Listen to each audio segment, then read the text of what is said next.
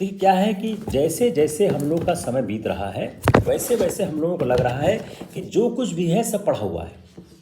क्यों होता है कि समाज को जितनी चीज़ें संचालित करती हैं वह एक स्पेक्ट्रम में है। इन्फ्लेशन है, सीपीआई है, कोल लाइन है, फ्यूल है, इंडिया की पॉलिसी है, इंडिया का बजट है, इंडिया की ज्योग्राफी है।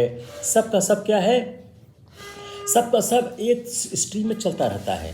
अब देखिए आपने पहले भी पढ़ा कि सेक्शन 280 में फाइनेंस कमीशन है। आपने आज फिर पढ़ा, आपने उसको एक डिफरेंट आस्पेक्ट से पढ़ा कि हम सिर्फ दो ही चीज़ पे कंसंट्रेट किए हैं, बीबी और सी, बाकी में हम पढ़ा ही नहीं कि जहाँ पर पंचायतों के बारे में क्या दृष्टिकोण आते हैं। अगर आपको सवाल कभी पंचायत पर आंसर करने को मिले तो आप तुरंत लिखोगे कि संविधान के अनुच्छेद 280 के फाइनेंस कमीशन में 280 BBSC में पंचायतों के बारे में भी प्रोविज़न है। अब आपका पंचायत का सवाल स्ट्रांग हो गया। अब आप आंसर कर रहे हो जो पंचायती राज व्यवस्था आपके सिलेबस में एक प्रिस्क्राइब है, उस पर सवाल आएगा, ये आता ही रहता है। अब आपने उसको और स्ट्रॉन्ग कर दिया। क्यों? आपने उसको फाइनेंस कमीशन से ऐड कर दिया।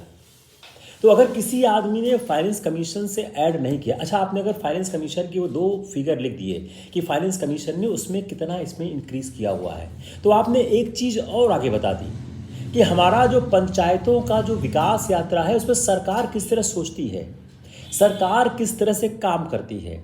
तो अगर आप न्यूज़पेपर को अपने सिलेबस से जोड़ के देखते हो, मेंस के आधे से ज़्यादा सवाल मिलेंगे, मिनिमम बता रहा हूँ। आप कैसा करो ना, आप मेरे लेक्चरों को सुनो और फिर पेपर पलटो, आपको लगेगा, आई एम वेरी श्योर आपको कॉन्फिडेंस आ रहा होगा कि मैं पेपर का बड़ा पार्ट आंसर कर सकता हूँ अभी ही। आप चाहे जिस साल का पेपर उठाओ, आप जैसे इंडियन आर्बिट्रेशन का सवाल है, ये सवाल कहीं ना कहीं आएगा ही आएगा। अगर आप पिछले 3-4 सालों में देखो तो सुप्रीम कोर्ट के जजमेंट कई बार पूछे गए हैं, कई बार पूछे गए हैं। 2 तो मुझको याद आ रहे हैं, एक जो दिल्ली गवर्नमेंट का LG का झगड़ा था और दूसरा जो ये आधार कार्ड था, नहीं तीसरा था GST, हाँ IT एक्ट में था, 3-4 आए थे। अब आप उनको ध्यान में रख के इसको आप सोचो, यह उनसे भी बेहतर सवाल है क्योंकि वो सवाल सिर्फ डोमेस्टिक स्फीयर को कंट्रोल कर रहे थे। यह सवाल domestic plus international plus prospective retrospective plus article कौन सा था, 20, आर्टिकल 20, 4-5 चीज़ों को अपने आप में कंट्रोल कर रहा है। और अगर आप इन 4-5 चीज़ों को पकड़ के आंसर नहीं लिखोगे तो मार्क्स नहीं मिलेगा। मार्क्स क्यों नहीं मिलते हैं? क्योंकि हम मॉडल आंसर के आसपास पहुंच ही नहीं पाते हैं। मॉडल आंसर बहुत स्ट्रांग बनाया, एक तो सवाल ही बहुत स्ट्रांग होता है, वो समझ में नहीं आता। जो एक मैंने लाइन निकाली कि इन्वेस्टमेंट वर्सेस फाइनेंशियल पॉलिसी के, वो समझ नहीं आएगी यार है क्या। हम लोग क्या लिखेंगे कि भारत को ज़्यादा से ज़्यादा टैक्स इकट्ठा करना चाहिए, भारत को ज़्यादा निवेश करना चाहिए, इसी 2 पे हम लोग क्वेश्चन करें। अगर आप इस लेक्चर को दिमाग से निकाल दो तो आप क्या लिखते हैं? एक आप लिखते हैं कि भारत को ज़्यादा से ज़्यादा टैक्स इकट्ठा करना चाहिए, तो ज़्यादा से ज़्यादा टैक्स में आपको जो समझ आता लिख देते। फिर दूसरा कहते भारत में ज़्यादा से ज़्यादा निवेश आना चाहिए। लेकिन जो ये एक दूसरी बात कह रहा है कि इंडियन फिस्कल पॉलिसी और इंडिया की इन्वेस्टमेंट पॉलिसी में कोई कॉन्ट्रडिक्शन हो सकता है क्या? यह जो पूरा का पूरा मामला है वह इंडिया की फिस्कल पॉलिसी और इंडिया की इन्वेस्टमेंट पॉलिसी के बीच एक साम्यता स्थापित करने की बात कह रहा है। यही आपको इंडिया की इन्वेस्टमेंट पॉलिसी ध्यान चाहिए। आप यू कैन ऑल्सो ऐड कि 1991 में जब इंडिया की पॉलिसी चेंज होती है तो इन्वेस्टमेंट को प्रमोट किया जाता है। जो इंडिया की इंडस्ट्रियल पॉलिसी 1991 की आपको मैं पूरी पढ़ाई हुई है। तो क्या आप धीरे धीरे माइंड का विस्तार करने की कोशिश करें। We are running short of time, we need the result in 2021 at any cost. Prelims तो पास करना ही है, उसमें तो कोई सवाल जवाब ही नहीं है। We need the good position 2021 and I always repeat कि we have the good enough time to crack it. हम लोग बड़ी स्ट्रॉन्ग फुटिंग पे हैं, हम लोगों ने मेजॉरिटी सिलेबस पढ़ा है और इसको फिर से पढ़ेंगे।